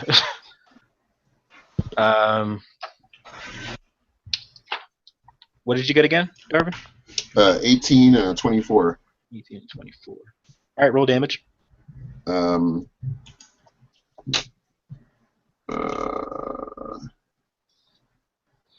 on. Your rapier. Isn't it? Yeah, it's a D8. I have to get a D8. Oh. So 1D8 plus 2. Oh damn. All right. I did 3 points of damage. Okay, so you slice again, since you're dual wielding anyway. Yep. And don't forget, so you have extra attack. So your normal action as an attack. Right. You hit. Oh no, I swung. Oh yeah, you're right. You have 2 attacks, and then as a bonus, you can do a third. I'm doing my third attack then. Okay. At disadvantage, right? At disadvantage. And roll before you do that. Roll another d20 with no bonuses. Huh? Just roll a d20 and tell me the number. Oh, okay. A 9. Okay, and now roll your attack with disadvantage. All right. I got a 20 and a 19. Okay. So your very first attack, you hit the ground, nothing happened. You swung with your right hand, your left hand. You hit, and then you saw some blood actually come out. And then your third attack, you swung in the same area, but again, nothing happened. Okay. However, after that, you. Oh wait! I crouch and I growl and I like spin my rapiers in my hand. As just like a flare. Just a flare, and I'm kind of like, "Come on, you little demon!" Okay. And then the Dwarven Ranger. Yeah. And then like a few seconds go by, you don't hear or see anything. And then another few seconds go by, you don't hear or see anything.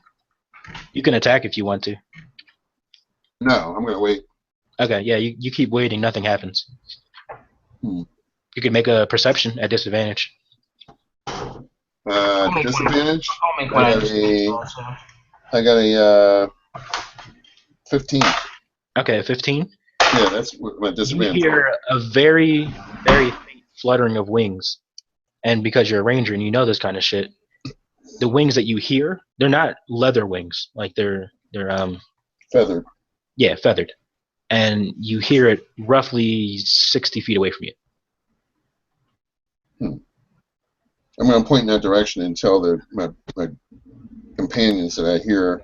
Those are some badass hearing skills. I'm going to say I hear big-ass wings. I'm going to say I hear the demon flees in that direction. Yeah, but you guys can't see anything. You said they were fucking. I didn't say that. You said they were. I'm gonna assume you imply that you were feathery flapping. No, I didn't say that. We weren't trying to attack it though. No, because my assumption is that it's still the demon. I hear what you're saying. It wouldn't make any sense, like that. There's another invisible creature out here somewhere. Like, I don't know. Because I have 60-foot dark vision, so I can. So wait, do you do or do not tell them about the flapping, the feather flapping? I tell them that I hear the demon flying away, and I point in the direction. Yeah. All right.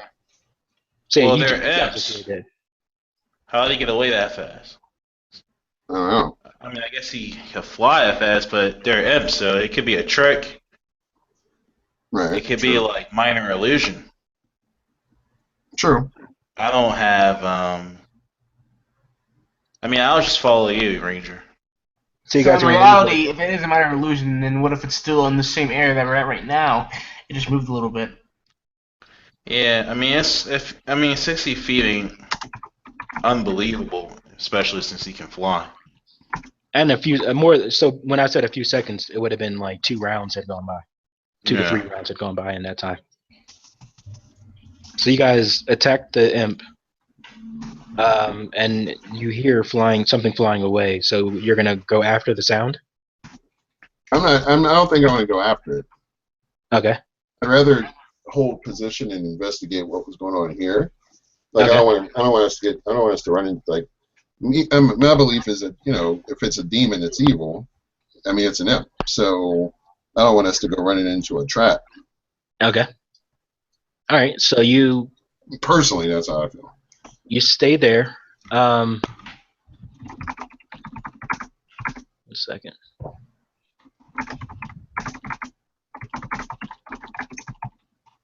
All right, so you guys, what do you do at since you're here now? What do you guys? So like you found the tracks at the very least, your mall that had led away, heading towards Halvin's house.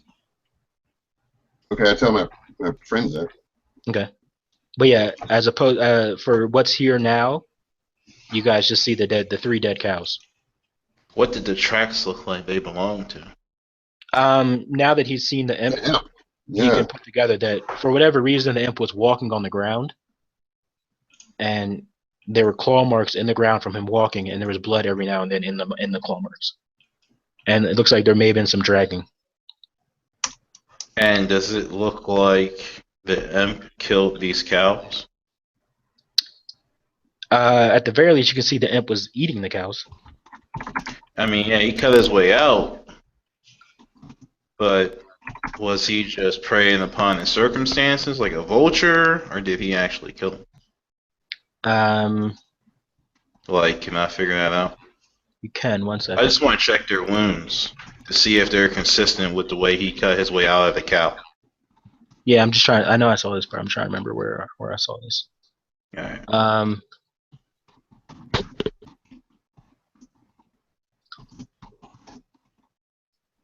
Hold up. Wait a minute.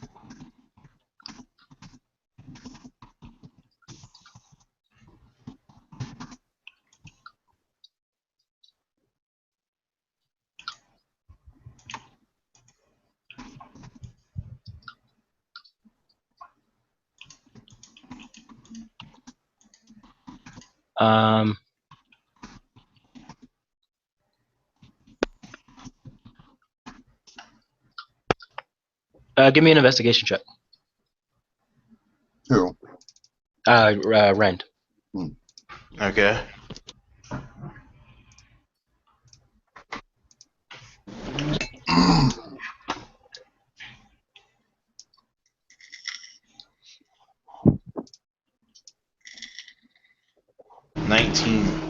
Okay.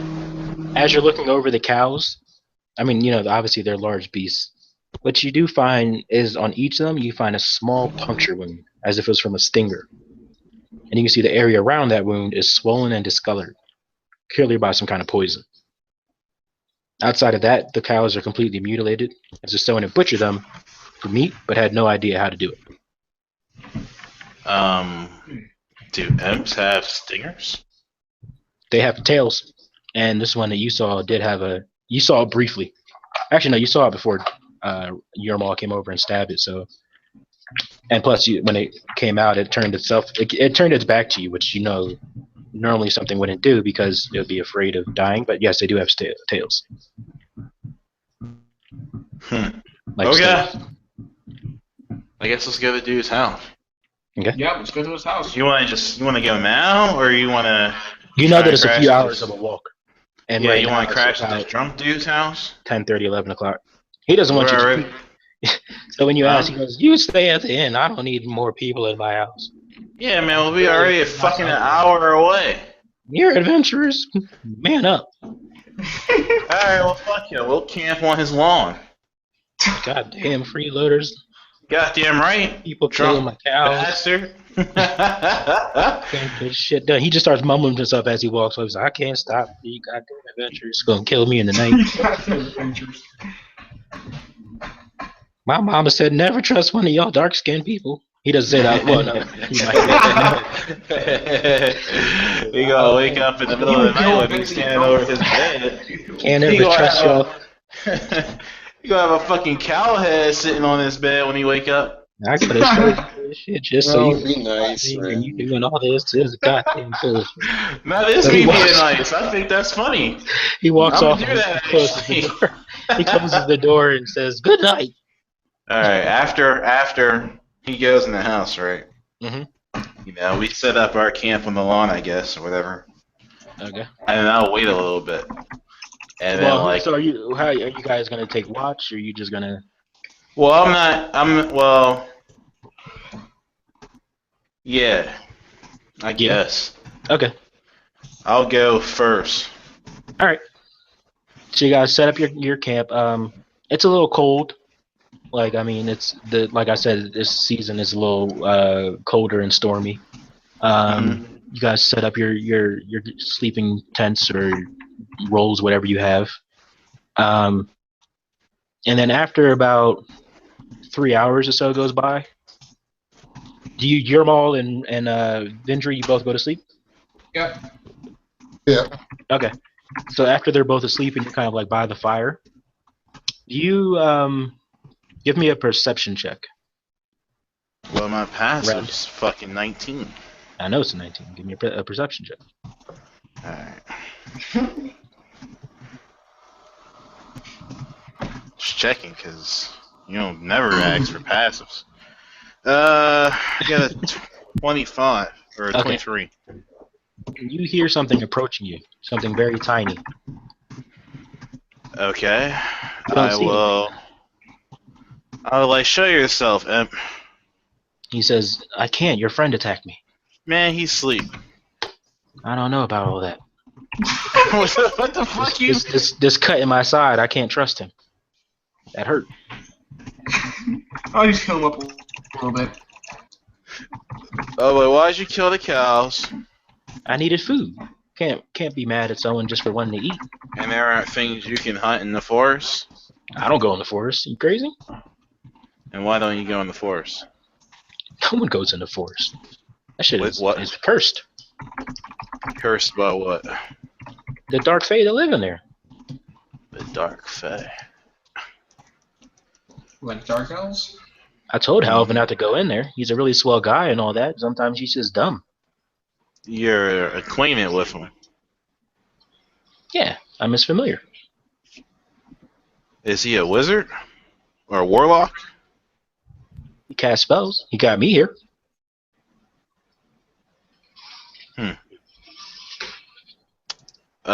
Why did he go in the forest? What did he do in there? I have no idea. I didn't go with him. I told him I would stay here, and he told me he'd return soon. But So, that was at least a month ago. And I got still here. He's got to still be alive, right? I guess. I like it here. I don't want to go back. Go back where? This place is nice. And to hell. Or whatever the fuck they're from. He says, I like the prime material plane. Have you tried cow? Cow is amazing. Yeah, when it's Am I still asleep? Yep. And then he goes, hey, you want some meat? It's all right. I'm good. And then he eats a couple of it as you guys are talking. I say, so you don't know why he was going in the forest. No. But you do know he's been gone for over a month. Mm-hmm. Or probably more than that, since it took us a month to get here. But about a month and a half now. Yeah. And you don't know why, but you know he's a wizard. Yeah. Are those your tracks in the ground? Yeah, I ate too much. You know, he pats his belt and he goes, sometimes it's a little hard to fly away. And describe these dark fae to me. Have you seen them? No, I don't go in there. I'm not crazy. You've never gone in there with him? No. He only went in this one time. And I told him not to go in. I begged him. He decided to go in. Why didn't you go with him? Because no one goes in the forest. Yeah, but you're his familiar. You gotta do what he tells you to. The fuck I do? I am my own person. I'm Pip Yap. Ain't doing something just because he tells me to. I guess they say they don't do things. They won't do things that are directly endangered. That fucking cow deserved it. Each one of them, and they were good eating. That's racist. Against the cows? Yeah, but all right. Well, I can't think of anything else to ask you. You might want to lay low, so we aren't forced to kill your ass. He says, "Yeah, just make sure that dwarf doesn't come near me again." I can't control him just like he can't control you. That's what I'm trying to tell you, to stay out of the way. Well, I really have no reason not to stop him. I mean, he can do whatever the fuck he wants. Alright. Yeah, he leaves. I'll like flag you off. Then I tap the dwarf. He's getting your attention here, man. I mean, I tap him when it's his watch, you know. I'll just wake him up next. Right, and I don't see the amp? No, he's fine. It's been about an hour now that a conversation had happened. Then I tell you what the imp said. Oh, you were talking to the imp. Yeah, he came back around. So what's he do? He's the dude's familiar. And, Halvin? yeah. He doesn't know why he went into the forest. I told him many times. You know what? I fucked up. I should have asked him why was he here. Like, why was Halvin here? Oh, well, maybe he went back to Halvin's house. We could probably get some information there. Okay. Wish we were going to go there anyway, so. But the imp wouldn't go with him, and this was the first time he'd ever gone into the forest. And apparently there's dark fae. I don't know what that fucking means. I don't know the difference between dark fae and fae. Do you? I was assuming that the dark fae are the ones that are like hags, and their regular fae are kind of like sprites and spriggans. Yeah, dark fae are just I mean, there's no like classification for it. It's just that's what people would call beings that are fae that aren't good, malicious, or at the very least aren't neutral. Are malicious. Yeah. Alright. Alright. So, does that mean you did not put the cow's head in the dude's bed? Well, no, because I was talking to him, so I'm gonna go to sleep, man. Alright, so you go to sleep. Although that'll be funny. Yermal, you take watch. I know you got your swords out waiting for the fiend to come back. No, I'm good. He does. I have my bow out, my longbow. Okay, yeah, your watch is uneventful. You guys wake up the next morning. You're gonna head to Halvin's house? Yep. Okay. You can either follow the tracks and assume that's where they go, or you can ask Damon where the house is, or go back to town and ask where the house is. Let's just follow the tracks. Okay. Give me another survival check. Yep. Yermal. Good. There, I got a 15. Okay. You find the tracks again. You're able to follow them. It takes you guys about 2 hours to get to Halvin's house, and the approach to the farmhouse leads you into a small hollow with a copse of trees right on the edge of the forest proper. The house has definitely seen better days, as evidenced by the loose boards and shingles, the peeling whitewash, and the handful of stones that have fallen from the leaning chimney. A small barn around the back leans even more, and vines have grown up to cover most of it. When you get to the house, there's nothing remarkable about it on the outside of it. Like I said, it looks like it's in disrepair. There's stones and shit falling off of it. There's nothing going on in the farm in the back. You guys go in? No, not yet. Okay. I cast Detect Magic. You cast Detect Magic. You see nothing in a 30-foot radius. I'm gonna do I want to do a circuit. You got Detect Magic? Yes. All right, mark that off. I want to do a circuit of the house, looking for tracks or anything, anything kind of out of the ordinary, something that kind of thing. I'll keep track for your stuff, Carter. If you're going to do it, like for the time at least, what I mean. What do you mean my stuff? Yeah, keep track of the time for Detect Magic. Oh, okay. Well, so if you're going to do a quick check, Yermal, like just with perception to look around the house, that would take about 5 minutes. If you're going to do a thorough check, that would take about 10 minutes. I'll do a thorough check. Okay, so roll investigation. With advantage? Yeah, because it'll take you long. 19. A 19? Okay. Yeah. So while he's doing this, what do you want to do, Rend? Since that'll be until your Detect Magic goes away. Do you just stay outside the house? Well, I mean, oh shit. While it's up still, I'm gonna check the door or around, like leading up to the entrance for traps. Okay. Using my mage hand. Roll investigation. If you use mage hand to do it, you can roll investigation, but without your you're not proficient in mage hand perception.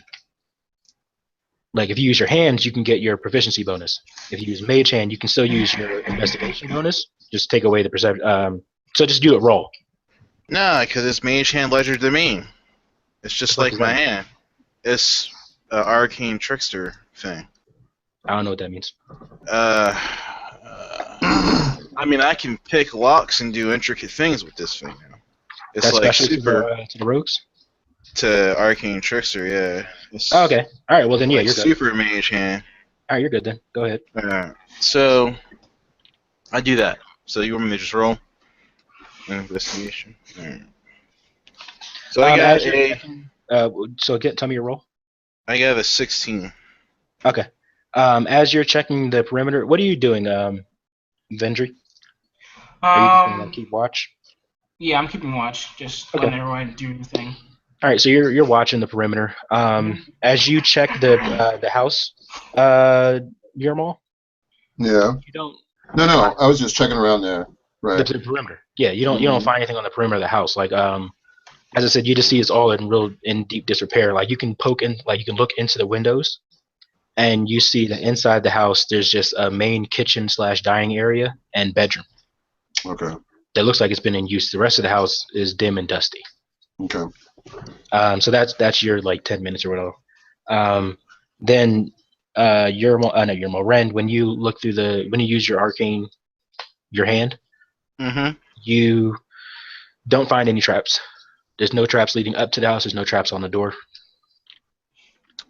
Alright. When I get closer, I'll move closer, and then after that, I guess I'll check for runes on the door. Went into the house. Did they? Yeah, they told you they went into the house. Oh, all right. Yeah. Well, I'll just wait for everybody, and then. Okay.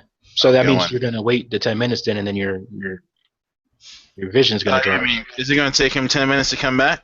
Yes. Oh well, then I'll flag Vendry and to let him know I'm going in. Okay. So Vendry, he flagged you over. Do you go in the house with him? Yep. All right. So you both go into the house. You look around. You don't see anything magical. And then timeline-wise, just to make sure I understand this, was that the first thing you did, Yermal? Is that you started checking the house like as soon as you guys got there? Yeah. Okay. Yeah. All right. So yeah, you guys go in the house. You start looking around. You don't see anything magical. Like you see that he has like some letters and shit that like are formulas, but they're not magical. All right. So I don't detect any magic in the house. No within magic. 30 feet. Right. All right. And then at this point, your detect magic drops. And it was you spent about 5 minutes in the house so far. And then Yermal, you're done your investigation of the outside of the house. Do you go inside with them? Oh yeah. Okay. Yeah. So you head in the house too. You see like pretty much what you saw from the outside of the windows. Mm-hmm. You see that the only parts of the house that he's lived in are the main kitchen / dining area and one bedroom. Okay. So we'll start searching the house, right? Okay. Yeah, Figure out why Halvin decided to just go into the woods. All right. I want all of you to give me perception checks. My passive is a 15. Does that matter? No, because you're searching. All right. Then I got a 14. If you want to do a thorough search, which would take you guys an hour in the house, you would do investigation. We have nothing else to do. Okay. Well, right now I just got a 27 on my perception. Oh, okay. All right. I felt mad, but I'm okay with that. Well, because they got higher. What did you get, Vendry? 15. 15? Okay. Yeah, you guys look around. Yermal, you see a cupboard, and like you point it out. At the very least, that's like the main thing that you see. Is like, oh, there's a cupboard over there. And Rend, you go and look at the cupboard, and while you're looking at the cupboard, you see that there is a false panel inside the cupboard. Interesting. I'll check that for traps. Okay. Roll investigation. I got a 16. Okay, so when you check it for traps, there's nothing there. You see it's just like a piece of wood that was cut out and then put back. Okay. I will back up and use my mage hand to remove it. Okay, your mage hand pulls the wood back and then pulls it out, and inside you see an ornate silver box with the likeness of a dragon head etched onto the lid. I'll pull that out with my hand. It's too heavy. Alright. Because it's all silver. And it looks to be fairly it looks to be about the width of the player's handbook. Damn. Alright, well, I'll go get it. Okay. So you lift it up. Nothing happens when you lift it up. Do you open it? I'll check it for traps. Okay, check it. And dwarf, give me a history roll with advantage. All right. 17. 17. All right. When you're looking at this, because Yeah. dwarves are like, they deal with gemstones and all that kind of stuff, and silver. You're looking at it. You know that with the silver that's at least on the etched into the box and all that shit, that this would be worth about 15 gold pieces. 15. Yeah, it's not very good silver. Like it's not high quality silver or anything like that. Okay. And it's used very thinly throughout the box. Yeah. All right. So you open it, Yermal? Rend? Or were you checking it? Is that what you said? I was checking it for traps. Okay, what'd you get? Yeah, I got 8. Okay, you don't think there's any traps? You want to open it? I'll sit it down and then I'll back up, and then I'll open it with my. I'll try to open it with my mage hand. Okay, that lid's too heavy. Goddamn, really? You get the feeling that the box itself weighs maybe like 20 pounds. Jesus. And then there's the dragon head on the top of the lid. That's the most ornate part, so you assume that's where most of the weight comes from. How is it locked? It's not locked. It's just got a lid? Yep. Alright. Alright, I'll just open it. Alright, nothing happens when you open it. You see inside that there's a pouch that feels like there's something inside of it, and a diary. Alright.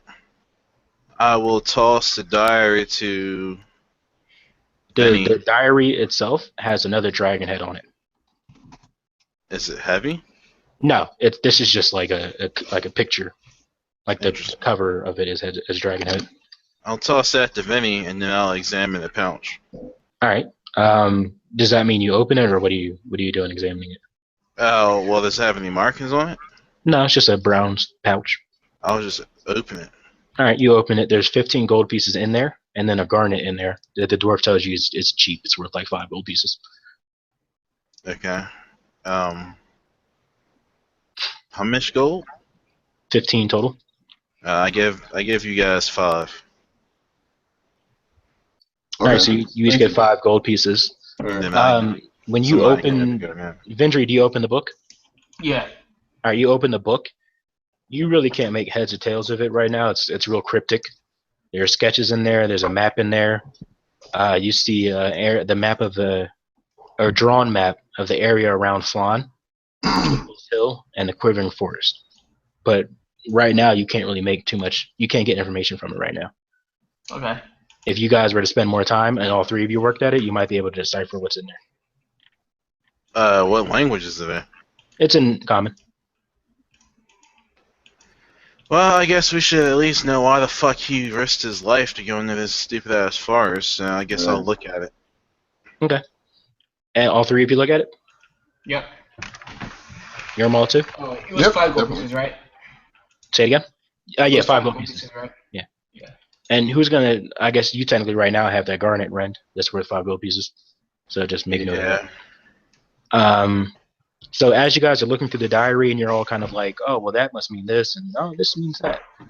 You find out Halvin was sent to Flan to treat with the Fae of the Quivering Forest, specifically to convince the Fae to break their pact with the town and sit idle while the cult plunders it. You can assume dragon cult, since you find all this dragon shit. Interesting. He had been sending letters and gifts to the elves and fae of the forest, but there was nothing that came back. Like, either his messages were not being received or they're being ignored. Probably both. After months of no progress and obtaining permission to enter the forest, he simply ran out of patience and just went in on his own. Did it say what he was looking for? Well, he was looking to get them to break their pact. Yeah, but why? I know. Well, so he knew that Greenhall was the closest thing to an elvish settlement in this part of the forest, and had a general idea where he might find the hag, Jenny Greenteeth. He expressed disappointment in his familiar, who apparently was too scared to go into the forest, and the last entry you see is about 2 months old now. About a month and a half. But it doesn't say why, except for the fact that the cult wanted to plunder the city of Flan. Mm-hmm. It doesn't say what they wanted from the city itself. Hmm.